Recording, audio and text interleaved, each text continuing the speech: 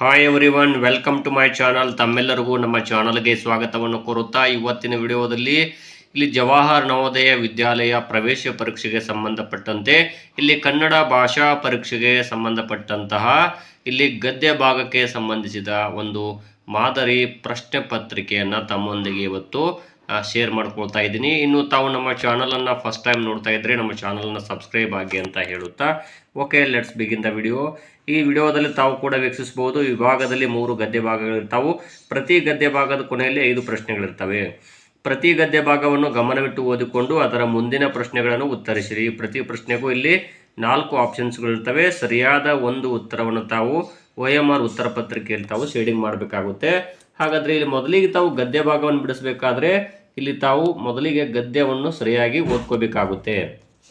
ಹಾಗಾದರೆ ಇಲ್ಲಿ ನೋಡ್ತಾ ಹೋಗಿ ಒಂದು ಗದ್ಯ ಭಾಗವನ್ನು ತಮ್ಮೊಂದಿಗೆ ಶೇರ್ ಮಾಡ್ಕೊಳ್ತಾ ಇದ್ದೀನಿ. ಸ್ವಾಮಿ ದಯಾನಂದರು ಬಹುದೊಡ್ಡ ಸಂತ.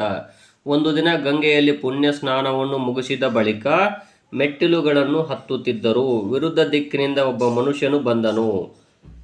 ಅವನಿಗೆ ಸ್ವಾಮೀಜಿಯ ಹಿರಿಮೆ ತಿಳಿದಿರಲಿಲ್ಲ. ಅವನು ಸ್ವಾಮೀಜಿಯನ್ನು ಹೆಸರಿನಿಂದ ಕರೆಯ ಹತ್ತಿದ. ಸ್ವಾಮೀಜಿ ಅವನ ಬೈಗುಳಗಳನ್ನು ಅಲಕ್ಷಿಸಿದರು. ಅದೇ ಸಮಯದಲ್ಲಿ ಅಲ್ಲೊಬ್ಬ ಅಪರಿಚಿತನು ಬಂದನು. ಅವನು ಸ್ವಾಮೀಜಿಗೆ ಹೀಗೆ ಹೇಳಿದನು: ಈ ಮನುಷ್ಯನು ನಿಮ್ಮನ್ನು ತುಂಬ ಹೊತ್ತಿನಿಂದ ಬೈಯುತ್ತಿರುವನು. ನೀವು ಇಷ್ಟು ಗಟ್ಟಿಯಾಗಿರುವಾಗ ಇದನ್ನೇಕೆ ತಾಳಿಕೊಂಡಿರುವಿರಿ? ಅವನಿಗೆ ಒಂದು ಹೊಡೆತ ನೀಡಿ. ಸ್ವಾಮೀಜಿ ನಗೆಯೊಂದಿಗೆ ಹೇಳಿದರು: ಪ್ರಿಯ ಗೆಳೆಯ, ಯಾರಾದರೂ ಏನನ್ನಾದರೂ ನಿನಗೆ ಕೊಟ್ಟಾಗ ನೀನು ಸ್ವೀಕರಿಸದೇ ಇದ್ದರೆ ಏನಾಗುತ್ತದೆ? ಅದು ಕೊಡುವವನಲ್ಲಿಯೇ ಉಳಿಯುತ್ತದೆ ಎಂದು ಉತ್ತರಿಸಿದನು. ಸ್ವಾಮೀಜಿ ಹೇಳಿದರು: ನೀನು ಸರಿ. ನಾನು ಅವನ ಬೈಗುಳಗಳನ್ನು ಸ್ವೀಕರಿಸಲು ನಿರಾಕರಿಸಿದೆ, ಆದುದರಿಂದ ಅದು ಅವನಲ್ಲಿಯೇ ಉಳಿದಿದೆ.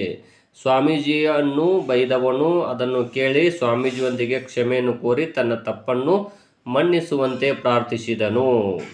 ಹಾಗಾದರೆ ಇಲ್ಲಿ ಪ್ರಶ್ನೆಗಳು ಹೇಗಿವೆ ಅಂತ ನೋಡ್ತಾ ಹೋಗೋ. ಇಲ್ಲಿ 76ನೇ ಪ್ರಶ್ನೆ ಅಂತಿದೆ. ಇದು ಸ್ವಾಮಿ ದಯಾನಂದ ಯಾರು ಅಂತ ಕೊಟ್ಟಿದ್ದಾರೆ.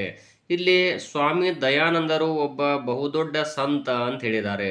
ಹಾಗಾದ್ರೆ ಇಲ್ಲಿ 4 ಆಪ್ಷನ್ಸ್ಗಳಿವೆ. ಒಬ್ಬ ನಾಯಕ, ಒಬ್ಬ ರಾಜಕಾರಣಿ, ಒಬ್ಬ ಪವಿತ್ರ ಮನುಷ್ಯ, ಒಬ್ಬ ಗೆಳೆಯ.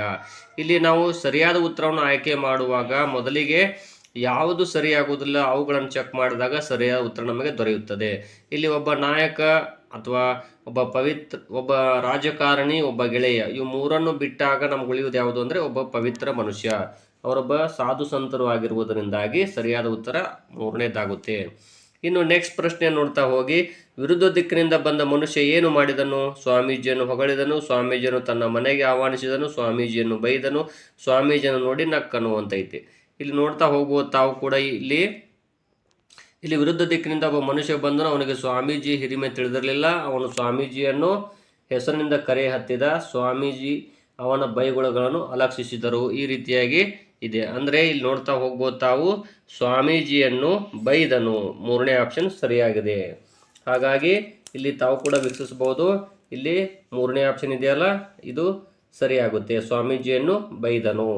ಇನ್ನು ನೆಕ್ಸ್ಟ್ ನೋಡ್ತಾ ಹೋಗ್ಬೋದು ತಾವು. ಅಪರಿಚಿತನು ಸ್ವಾಮೀಜಿಗೆ ಏನು ಮಾಡಬೇಕೆಂದು ಕೇಳಿದನು. ಇಲ್ಲಿ ಬೈಗುಳಗಳನ್ನು ಸಹಿಸಿಕೊಳ್ಳಬೇಕೆಂದು, ಬೈಗುಳಗಳನ್ನು ಸಹಿಸಿಕೊಳ್ಳಬಾರದೆಂದು, ಅವನಿಗೆ ಒಂದು ಹೊಡೆತ ಕೊಡಬೇಕೆಂದು, ಅವನಿಗೆ ಏನನ್ನಾದರೂ ಕೊಡಬೇಕೆಂದು. ಇಲ್ಲಿ ತಾವು ಕೂಡ ಇಲ್ಲಿ ವಾಕ್ಯವನ್ನು ನೋಡ್ತಾ ಹೋಗ್ಬೋದು. ಇಲ್ಲಿ ಅವ್ರು ಏನು ಹೇಳಿದ್ದಾರೆ ಅಂತ ಗೊತ್ತಾಗುತ್ತೆ. 2ನೇ ಪ್ಯಾರಾದಲ್ಲಿ ನೋಡಿ. ಅದೇ ಸಮಯದಲ್ಲಿ ಅಲ್ಲೊಬ್ಬ ಅಪರಿಚಿತನು ಬಂದನು. ಅವನು ಸ್ವಾಮೀಜಿಗೆ ಹೀಗೆ ಹೇಳಿದನು: ಈ ಮನುಷ್ಯನು ನಿಮ್ಮನ್ನು ತುಂಬ ಹೊತ್ತಿನಿಂದ ಬೈಯುತ್ತಿರುವನು. ನೀವು ಇಷ್ಟು ಗಟ್ಟಿಯಾಗಿರುವಾಗ ಇದನ್ನೇಕೆ ತಾಳಿಕೊಂಡಿರುವಿರಿ? ಅವನಿಗೆ ಒಂದು ಹೊಡೆತ ನೀಡಿ ಅಂತ ಹೇಳಿದ್ದಾರೆ. ಹಾಗಾಗಿ ಇಲ್ಲಿ ನೋಡ್ತಾ ಹೋಗಿ ತಾವು ಇಲ್ಲಿ 3ನೇ ಆಪ್ಷನ್ ಇದೆ, ಇಲ್ಲಿದೆ ನೋಡಿ. ಅವನಿಗೆ ಒಂದು ಹೊಡೆತ ಕೊಡಬೇಕೆಂದು ಹೇಳಿದನು. ಅಂದರೆ ಇಲ್ಲಿ 3ನೇ ಆಪ್ಷನ್ ಸರಿಯಾಗುತ್ತೆ. ಇನ್ನು ನೆಕ್ಸ್ಟು ಅದೇ ರೀತಿಯಾಗಿ 79ನೇ ಪ್ರಶ್ನೆಯನ್ನು ನೋಡ್ತಾ ಹೋಗ್ಬೋದು ತಾವು. ಇಲ್ಲಿ ಬೈಗುಳಗಳಿಗೆ ಸ್ವಾಮೀಜಿ ಏನೆಂದು ಪ್ರತಿಕ್ರಿಯಿಸಿದರು? 1ನೇ ಆಪ್ಷನ್, ಅವರು ಪ್ರತಿಯಾಗಿ ಬೈದರು. ಅವರು ಅವನನ್ನು ಕ್ಷಮಿಸಿದರು.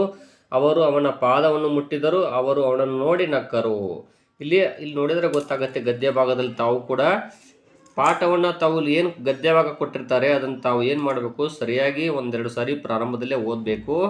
ಇಲ್ಲಿ ನೋಡ್ತಾ ಹೋಗಿ ಸ್ವಾಮೀಜಿ ನಗೆಯೊಂದಿಗೆ ಹೇಳಿದರು. ಅವರು ನಗುವಿನ ರೂಪದಲ್ಲಿ ಅವರು ತಮ್ಮ ಆನ್ಸರನ್ನು ಕೊಡ್ತಾರೆ. ಅಂದರೆ ಇಲ್ಲಿ 4ನೇ ಆಪ್ಷನ್ ಇದೆ ನೋಡಿ, 79ನೇದು. ಅವರು ಅವನನ್ನು ನೋಡಿ ನಕ್ಕರು. ಇದು ಸರಿಯಾದ ಉತ್ತರ ಆಗುತ್ತದೆ. ಇನ್ನು 80ನೇ ಪ್ರಶ್ನೆಯನ್ನು ನೋಡ್ತಾ ಹೋಗಿ, ಸ್ವಾಮೀಜಿಯಿಂದ ಅಪರಿಚಿತ ಮತ್ತು ಮನುಷ್ಯ ಕಲಿತ ಪಾಠವೇನು? ಕ್ಷಮಿಸುವುದರಿಂದ ಕೆಟ್ಟವನನ್ನು ಕೂಡ ಬದಲಿಸಬಹುದು. ಯಾವನು ಇತರರ ಬಗ್ಗೆ ಕೆಟ್ಟದ್ದನ್ನು ಆಡಬಾರ್ದು. ಒಬ್ಬನು ಸಹನೆಯಿಂದಿರಬೇಕು. ಒಬ್ಬನು ಎಲ್ಲರನ್ನೂ ಪ್ರೀತಿಸಬೇಕು ಅಂತಿದೆ. ಇಲ್ಲಿ ವಾಕ್ಯ ನೋಡಿದಾಗ ಗೊತ್ತಾಗುತ್ತೆ, ಸ್ವಾಮೀಜಿಯೊಂದಿಗೆ ಕ್ಷಮೆಯನ್ನು ಕೋರಿ ತನ್ನ ತಪ್ಪನ್ನು ಮನ್ನಿಸುವಂತೆ ಪ್ರಾರ್ಥಿಸಿದನು ಅಂತಿದೆ. ಅಂದರೆ ಇಲ್ಲಿ ಸ್ವಾಮೀಜಿಯವರು ಹೇಳಿದ್ದ ಮಾತನ್ನು ಕೇಳಿದಾಗ ಇಲ್ಲಿ ತಾವು ಕೂಡ ಅರ್ಥ ಮಾಡ್ಕೊಳ್ಬೋದು. ಸ್ವಾಮೀಜಿಯಿಂದ ಅಪರಿಚಿತ ಮತ್ತು ಆ ಮನುಷ್ಯ ಕಲಿತ ಪಾಠ ಅಂದರೆ ಕ್ಷಮಿಸುವುದರಿಂದ ಕೆಟ್ಟವನನ್ನು ಕೂಡ ಬದಲಿಸಬಹುದು. ಇಲ್ಲಿ ಎರಡನೇ ಆಪ್ಷನ್, ಯಾವನು ಇತರರ ಬಗ್ಗೆ ಕೆಟ್ಟದ್ದನ್ನು ಆಡಬಾರ್ದು. ಒಬ್ಬನು ಸಹನೆಯಿಂದಿರಬೇಕು. ಒಬ್ಬನು ಎಲ್ಲರನ್ನೂ ಪ್ರೀತಿಸಬೇಕಂತಿದೆ. ಇಲ್ಲಿ ಆತ ಮಾಡಿದ ತಪ್ಪನ್ನು, ಈ ಕ್ಷಮೆ ಇದೆಯಲ್ಲ, ಕ್ಷಮಿಸುವುದರಿಂದ ಕೆಟ್ಟವನನ್ನು ಕೂಡ ಬದಲಿಸಬಹುದು ಅನ್ನುವಂಥದ್ದನ್ನು ಇಲ್ಲಿ ಅವರು ಕಲ್ತ್ಕೊಳ್ತಾರೆ. ಹಾಗಾಗಿ 80ನೇ ಪ್ರಶ್ನೆ ಆನ್ಸರ್ ಯಾವುದು ಅಂದರೆ ಇಲ್ಲಿ ಮೊದಲನೇ ಆಪ್ಷನ್ ಆಗುತ್ತದೆ. ಈ ರೀತಿಯಾಗಿ ತಾವು ಗದ್ಯ ಭಾಗವನ್ನು ಈ ರೀತಿ ಅರ್ಥ ಮಾಡ್ಕೊಳ್ಬೇಕಾಗುತ್ತೆ.